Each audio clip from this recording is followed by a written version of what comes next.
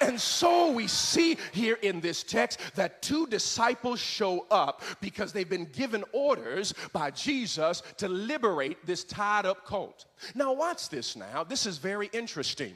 The colt doesn't ask for liberation because the colt is tied up. But Jesus sends somebody to liberate them, even though there was not a request from the community to come and liberate this colt. You completely missed it.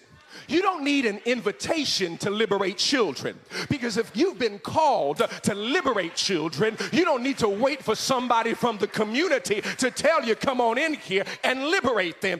God sends someone to liberate this colt, even though they do not have a relationship with each other. And we see here that the donkey, the colt, does not ask for liberation. And I'm so glad that God will intervene in your life without an invitation, that God will show up in your life without asking to come into your life. And we see here that the colt is liberated by people he does not know.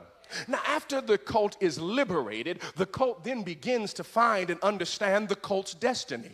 You see, the colt now is liberated, untied, and this is what the particular disciples do. They throw some cloaks on the colt because the colt is going to be used to lift Jesus up.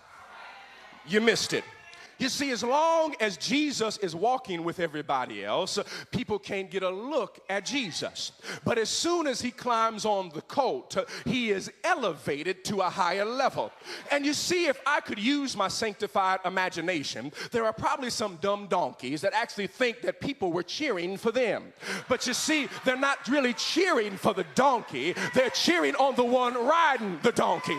You need to understand that anything we do, it ain't about you. It ain't about me. It's about the one we're lifting up. And so we see here that the colt comes into town, has Jesus on his back. Can you imagine that? I was colonized, but now I'm carrying the Lord of Lords. I was colonized, but I'm now carrying the King of Kings. I'm going to go down as a footnote in history.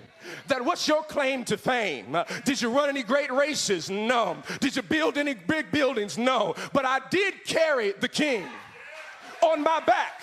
And when they saw the King, they didn't see me, but because I knew how to lift him up. Do I have any help in here? Is there anybody that can lift him up?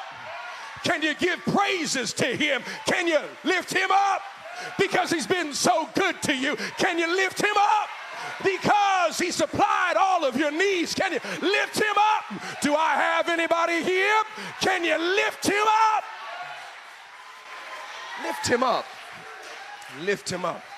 And as always, there is a particular group of people, as they're coming into the area where the mega church is, the people from the mega ministry are saying, why don't you be quiet? We don't need all of that shouting. The people are throwing palm branches. Keep quiet, y'all. You're making too much noise. And so Jesus says in his smooth and comic way, let me tell you, you see, if they keep quiet, then the stones will cry out.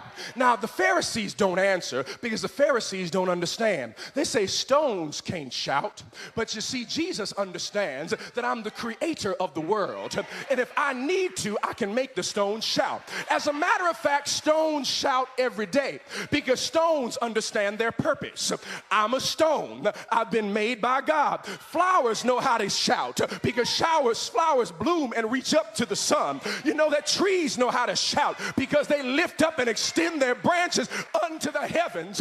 And sometimes, if you know what God has done for you, you need to, every once in a while, you need to have a shout in your spirit.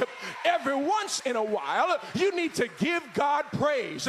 You need to praise him for his mercy, praise him for his power, praise him for his peace, because if you don't shout, somebody else will. You've got to shout in your spirit. well, I got to get out of here. But let me tell you why you need to lift him up. You need to lift him up because God put the wet in the water and the cold in the snow. He put the buzz in the bee and the slither in the snake, the shine in the sun, the glow in the moon. He put the collard in the greens and the sweet in the teeth. He put, yes, the meow in the cat and the bark in the dog, the moo in the cow and the crunch in the lettuce. You need to know that every good and perfect gift comes from above. Is there anybody here?